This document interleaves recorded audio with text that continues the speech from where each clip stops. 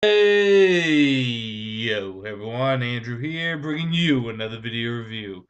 Today we're going to be doing my comic load for the week, as well as news, updates, questions, answers, or I'll try to get them all in because my internet has been kind of clunky. Yeah, I'm sorry I haven't been really posting up any proper videos. My internet just hasn't been working. In addition to that, work itself, my work, and everything else that I've been dealing with, I just haven't had time. I just bought a new car. So I've just been all over the place with things and busy with stuff. So I'm sorry. I apologize. My deepest apologies go out to you guys. And I really do feel bad because every time I don't get a video up, I feel like I'm a dick. I really do because it's something that I kind of do each week, and it's something that I know some of you guys expect for me to do, and I feel like a dick when I don't put them up. So again, I apologize. Second thing is, as you guys notice, got a Wonder Woman shirt here. One of you guys commented a while ago that I have all these superhero shirts, but I don't have my second favorite superhero, Wonder Woman. So I thought, hey, let's go for it. Let's get one. So I got this with the classic Wonder Woman symbol in it, red, and red's my favorite color. So yeah. With that said, let's get into the reviews. We're gonna start where we always start, with just a little bit of Batman in our life, with Batman issue number 27. We're getting close to the end point of the Dark City of Zero Year, basically the second of the three-act saga. And in this, Batman and Commissioner Gordon kind of have a heart-to-heart, and that's the big majority of this issue. There's not much about Dr. Death in this. He doesn't really show up much, but it's really just Commissioner Gordon laying it all out on the line for good old Bruce Wayne, or for Batman, and he explains exactly why he was a crooked cop when he was younger, or back when Bruce was a kid. I thought there was going to be this startling revelation that Jim Gordon was possibly responsible for the Wayne's death, or that he was actually indeed a crooked cop, but no, all we do is we find that he was naive and young, and of course, in Commissioner Gordon's staple badass fashion that he typically has, he goes against the grain and turns out to be the only good cop in Gotham. And to be honest, I like it better that way. While I'm all okay with, Scott Snyder and Greg Capullo kind of changing up the Batman mythos and origin, some things I feel as though just don't need to change that much, and Commissioner Gordon is one of them. Actually, Commissioner Gordon wasn't really all that cool until Frank Miller got his hands on him and made him into a complete badass from Batman Year One. From that point onwards, Commissioner Gordon has become one of the most respectable and loved Batman supporting characters. I don't want to know that he's some kind of crooked cop or that he was possibly responsible for the Wayne's death. I like what they basically did here is that they made him into kind of a sympathetic character that, is trying the best he can to do what he can because that's all he can do. Kind of. Putting all that aside, there's some other stuff with a startling revelation on who could be behind everything that's going on in Gotham. Riddler decides to press the big kill Batman button, and also Dr. Death might have a ulterior motive that deals with whoever that big bad might be. Are you a little confused? Don't be. It's not quite as jumbled up as I made it sound like. But this is more of a character development issue than it is an actual action packed or plot pushing issue. This basically clears the air between Commissioner Gordon and Batman. While Bruce isn't quite have that bat signal in the sky, him and Gordon are at least on talking terms. So that's again something.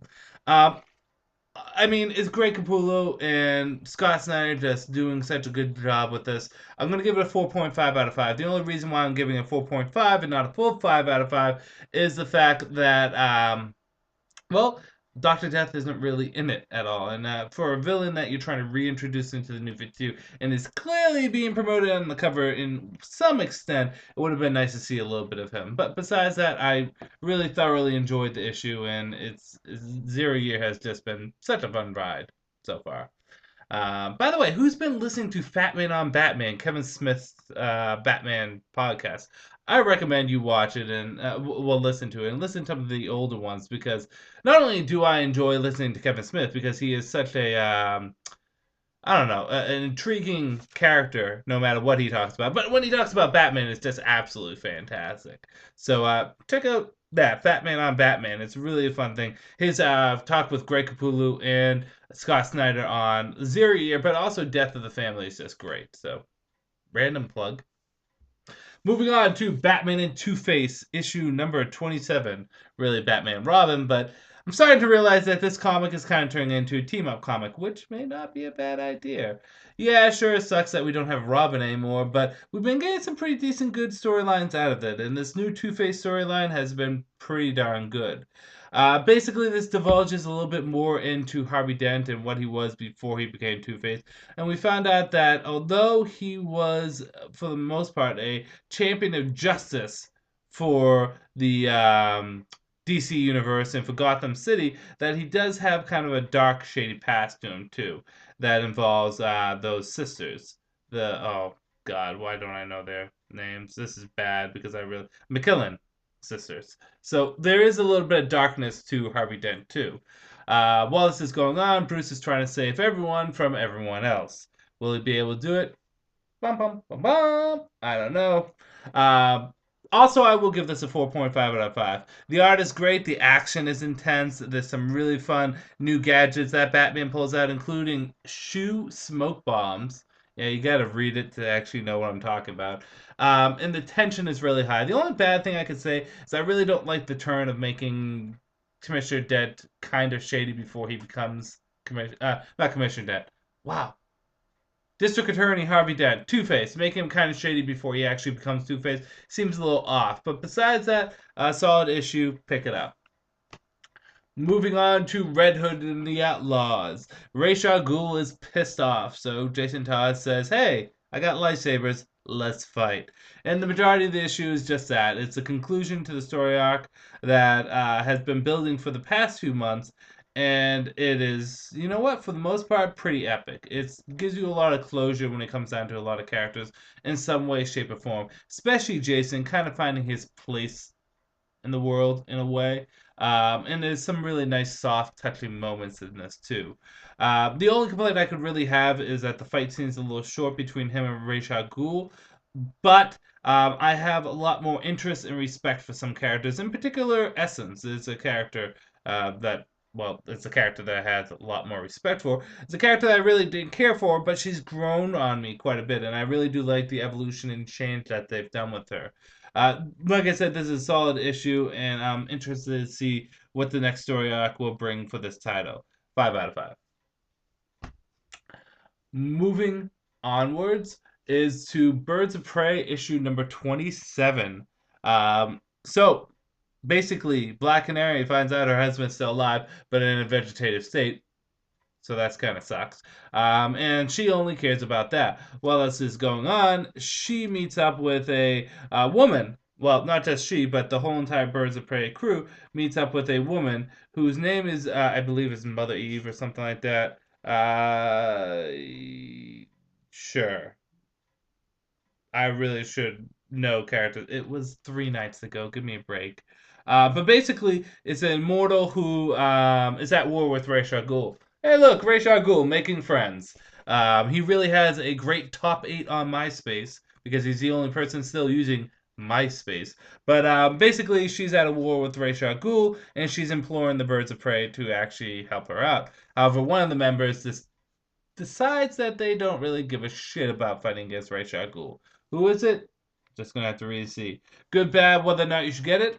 Everything's spot on. I really do like the team dynamic here, and this does give Condor a full backstory. I really like Condor's character, and he, again, like Essence, has grown on me a lot. Bad, I can't say there's too much bad about this. This is a solid issue. Maybe the fact that they're using Ra's al Ghul, and I think Ra's al Ghul is being used a lot lately, but that's not really bad. That's just preference. So, I'm not. You know what? Should I give this a 5 out of 5? It didn't blow me away, so I'm gonna give it a 4 out of 5. But still, solid issue. Love Birds of Prey. The current incarnation is great. Batwoman issue number 27. You guys weren't here when I reviewed number 26, but whoa, what a piece of shit bullcrap move that DC did, that they did not give us a conclusion to Batwoman versus Batman. And saying that, the previous issue and this issue have been fun issues, introducing a new villain, Wolf Spider. Hey, look, I remembered his name.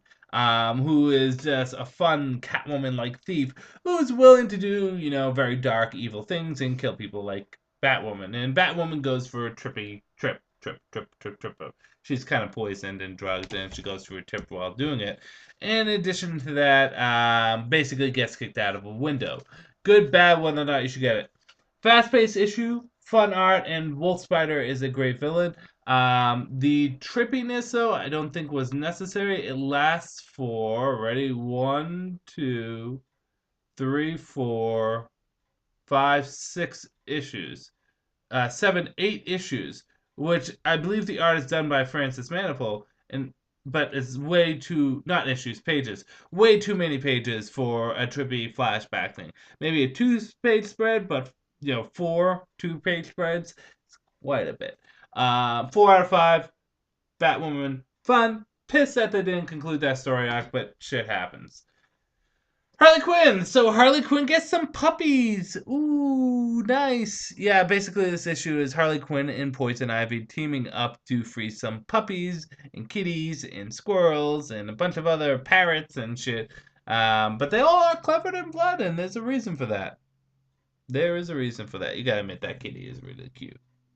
Really cute ass kitty.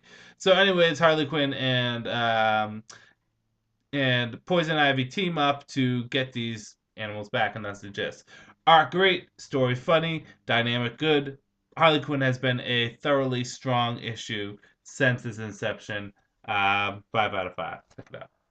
Moving on to Doc Savage, the man of bronze. I almost said the man made of bronze. Issue number 2. I don't know if you guys actually saw my review of issue number 1, but I'm going to give a little bit of a not throwback, rewind of sorts to what I said in issue number 1. Doc Savage is a very pulpy character that I really wanted to get into. I never read anything about him beforehand. Issue number 1, it was a pretty good introduction into Doc Savage, and now we're taking a jump a couple years into issue number 2. It seems as though this is going to be spanning the life of Doc Savage, who is basically doesn't age, so it's really not big of a deal. It's also a great way to make it that all the other previous material that has been done with them is in continuity or could fit in somehow. On the whole, this basically this issue gives a little bit of backstory of what happens to all the bad guys that Doc Savage beats up and basically captures. A bit about his cousin and also about a evil villain who's using an aging gun. An aging gun, yeah, I know it's very silly, but it's awesome. To get to Doc Savage. Will everything work out, or will unfortunately someone suffer? Read and see. Good, bad, whether or not you should get it. Art, really fun. Story, very old school, 40s, like golden age kind of story-ish. And I do like the fact that they are jumping around. Bad, uh, I think the one thing about jumping around a lot is you can't get a coherent, cohesive storyline, and it's just jumping around. There's no underlying storyline going here at all. So I think that's something that does hurt it. This will get a 3.5 out of 5. A good issue. Pick it up. Get issue number 1 if you want to really start off. Talk about a fun issue. Supergirl versus Lobo. So we all know Supergirl is going to become a Red Lantern. Done. Spoilers. Sorry. But we all know she's going to become a Red Lantern. In this, we find out that Lobo was just faking getting killed. Of course he was. He's a Lobo. And he basically starts chasing after the Good Doctor in this book, as well as Supergirl. We get a backstory on Dr. Vera, so I can't even pronounce her name half the time. And we get to learn exactly why everyone looks like her, why she's at the center of the Earth, and her connection to Superman. And a nice little showdown with Supergirl and Lobo. Little, really little. Good, bad, whether or not I should get it. This new Lobo is growing on me quite a bit. I enjoy him. He's very dark and dastardly in a good way. In addition to that, I thought Supergirl's slow, progressive steps to becoming a Red Lantern are very evident and well handled here. And the backstory for the Good Doctor, Vieras, whatever, Dr. Vegeta, is a good backstory. It's a shame we didn't actually see it in a full-fledged issue rather than just a couple panels. Bad. Nothing really. 4.5 out of 5. I'm enjoying Supergirl. Let me tell you something I'm not really enjoying, which is surprising, is Justin Jordan's Green Lantern New Guardians, which is weird because I enjoy most of his stuff, but this issue was kind of boring. Kyle and Carol kind of help out this alien who's having trouble with another alien from his race, and they kind of beat him up in a way, and that's about it. I feel as though this issue's kind of lost its direction a bit. I know people love it, and that's fine, but I'm not feeling this issue. 2.5 out of 5. Uh, just it feels as though direction has been lost from the comic. Red Sonja, or Legend of Red Sonja, issue number 3. This has basically two stories in it. I want to say, yeah, I'm gonna say basically two stories. Yes. No, three. There's three stories for the most part. Although they say that it's broken up into four, it's basically three. Um, the first story was okay. The second story really didn't care for. The third story though was pretty fun. We all know why Red Sonja wears the bikini she does. It's to distract people, and also because it gives her more freedom of movement. We know this from the previous Red Sonja stories before this, but we actually see where it's made, so that's pretty cool. 3 out of 5. I do like the Legend of Red Sonja stories and comic. It's a shame it's only a 4 issue miniseries, but hey, shit happens.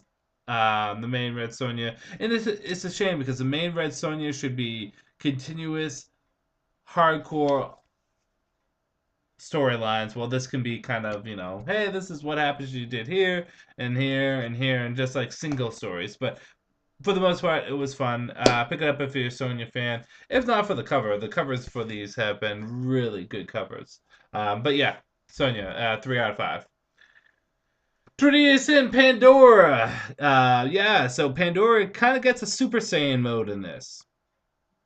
Yeah, Pandora goes up against Blight with the rest of the Justice League Dark. Doesn't quite go the way they want it to, but it goes a different way, which may not necessarily be bad.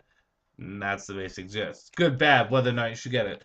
Good. I like Pandora in this. I like her inner dialogue. I like how it's continuing the Blight story so well and blending it into the comic so well. And the art is really well done too. Bad is the fight between Blight and Pandora is very short. Actually, it's just like 4 pages, and most of it is them just running into each other. But the fight itself is short, so that's a little annoying. But I do like Pandora's super form if you do see it, and she still wields guns in it. 4 out of 5. Pandora has been a fun book. Talk about a fun book. Animal Man 27. 5 out of 5. Pick it up. It's good. What do I have to say? Animal Man's getting canceled. It's sad, but this book has just been fantastic. 5 out of 5. Get that shit. Moving on to Captain America, issue number what? 12? 15. Wow. Going through the issues pretty quickly. Nuke, that's his name. Poor guy. This is where I actually start caring and liking the character, and it doesn't end well for him. This is a nice, subtle, calm issue that deals a lot with who Nuke was. In addition to that, deals a lot with where Captain America is in his life, being torn up in turmoil, and also the introduction of I don't know if they're a new villain to the Marvel Universe, but damn, I just don't give a shit about them. Yeah, the villain introduced at the end is, I think, a downfall to the book because they look so silly and just so stupid, and just ruins, I think, the tone that was in the other books. But yeah, this issue was pretty fun. I'll give it a 4 out of 5. I think the ending did hurt it a bit, but I did like the actual character analysis on Nuke. And again, it's a shame that I learned his name because it really won't much matter anymore. Moving on to the last two books. Wonder Woman issue number 27. So, Apollo thinks it's a good idea to torture the firstborn. And Wonder Woman is kind of, going on a quest, getting some allies, and asking for some help. And Zola is hanging out with a person that she really shouldn't be hanging out with. All the while, what's her name? I don't know, the lady with the metal neck thingy. I should really remember her name. Has her own Minotaur that she's going to stick on Wonder Woman. So there's a lot going on in this issue. which will get a 4.5 out of 5. Strong, solid issue, but I think there was a lot happening that nothing really stood out. Everything was good, but again, nothing really stood out. 4.5 out of 5. And last but not least, Justice League issue number 27, the all Cyborg issue. Cyborg's back, and he's better than ever. Cyborg basically says to his father, Dad, screw you. Listen, I need a body. I know you don't want to turn me into Cyborg again because you're sad that I got turned into Cyborg, but screw you. I am a member of the Justice League. You don't need to protect me anymore. I'm a founding member of the Justice League. I can take care of myself. I fought Darkseid. What have you fought? A cold. Good for you. This issue is getting a 5 out of 5. Great issue for Cyborg. He gets a new look at the end of it. And while I do like the bulkier look he's had, the new look still is pretty cool. It's almost a throwback to the George Perez, Marv Wolfman kind of look.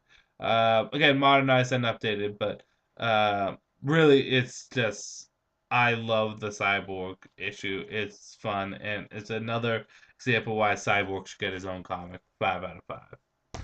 So a lot of issues this week, and I am going to give you guys my top picks of the week, if I can actually get to them. Boom and boom. Coming in at number 3 is Batman. It may not have been as high rating as some other comics like Red Hood and the Outlaws, but just the Commissioner Gordon talk was just so good. And the issue itself is so fun. I'm enjoying the Zero Year stuff. I think they should just have a comic dealing with Batman during the Zero Year with his Zero Year costume just being classical Batman with purple gloves. Fun stuff. Number 2 goes to Animal Man, issue number 27. This series is amazing, and why they're canceling it, I don't know, but it's sad. And finally, number 1 goes to none other than Justice League, issue number 27. You guys know how much I love Cyborg, and it's great that we get a good Cyborg issue in this. And it just, the art is fantastic. Done by Ivan Reese, I believe. Let me make sure. And I want to go, yeah, Ivan Reese. Jeff Johns just really does the character a lot of service. So that's my pick of the week. A lot of news and updates that I kind of wanted to go over. Gal Gadot is going to be in the Justice League and Wonder Woman movies, so she's got a lot on her plate, which may not be a necessary bad thing. I think she looks the part pretty well, but we'll see how well she acts. So it's kind of cool that we are guaranteed a Justice League film. It's kind of cool that we're guaranteed a Wonder Woman film. Sinestro is getting his own comic, which should be interesting because it's Sinestro. I thought he was going to take some time away from the DCU, but there's nothing wrong with that. Another comic I'm going to be picking up, as well as Aquaman and the Others, which I think I talked about. Who called it? Aquaman should be having a second title, and it should involve the others. Let's go for it. Aquaman and the Others. What else? Spider-Man Returns and Amazing Spider-Man number 1, which I will pick up. I have kind of an odd relationship with what I think about Spider-Man. There's a lot of things about the character I should like, but there's a lot of things I don't like the costume, I don't like that, and I don't like the whole reboot with Mephisto thing. It kind of ruined the stuff that I did like about Spider-Man, being in a committed relationship with a woman.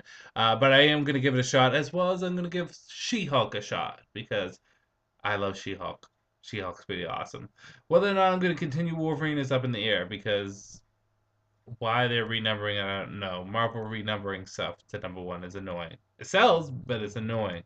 What else is happening around the bend? Justice League United is coming out, which means Justice League of America is getting canceled, but United looks like it might be a better title to go with, so I'm good for it. The fact that America is getting canceled is annoying because a lot of characters and plot points are kind of left hanging. Jeff Johns made such a big deal about, these characters are all coming together because they have a mysterious thing that Argus and the government can give them, but yet that's never explored. Simon Bez was only in like 5 issues, and it's sad. I mean, comic with so much potential just fell apart. And what happens to all these other Justice Leaguers like Baz, Baz I think is going to United, but like Katana or like Catwoman. I mean, what's going to happen to them? But Justice League United looks like it's going to be fun, funky, and absolutely an adorable comic to get. Maybe not adorable. That might not be the right word. I mean, it's a Justice League. Probably shouldn't use adorable, but hey, it looks like it's going to be good. Got a couple of comics getting canceled. Superman Unchained is getting canceled, which is quite random, but it makes sense. I mean, can you really think of anyone on that book other than Scott Snyder and Jim Lee? But they made a big deal about expanding the Superman comics, and I'm pretty sure Superman Unchained sells very well. But why it's getting canceled, kind of a question mark. Oh, and in addition to that, Ted Kord is revealed to be returning in Forever Evil issue number 7. Wowzer. I'm sure there's more news that I completely forgot. But hey, that's a lot of comic book stuff going on. That is. Oh, Lex Luthor joining the Justice League should be interesting and fun. Superman leaving the Justice League, along with Flash leaving. Captain Cold's jumping on, and Shazam's joining. It's going to be an interesting comic. Interesting comic. Um, so what I'm going to do is I'm going to hold off on doing any questions and answers or my battle royale. For those of you that need to know the battle royale, the next one will be Link from The Legend of Zelda versus Deathstroke the Terminator from DC Comics. The reason why I want to hold off is just because I want to see if I can actually get this comic video uploaded. I want to see if my internet's wacky this week. We'll see. But it will definitely be uploaded, and if you have any questions, post them down below. I'm going to take the ones from my last comic load video and this one and put them together and do a video for it. Next week I don't have to work at all during the weekend, so hopefully I can do it earlier on. We will see. That said, this is Andrew saying peace out for now.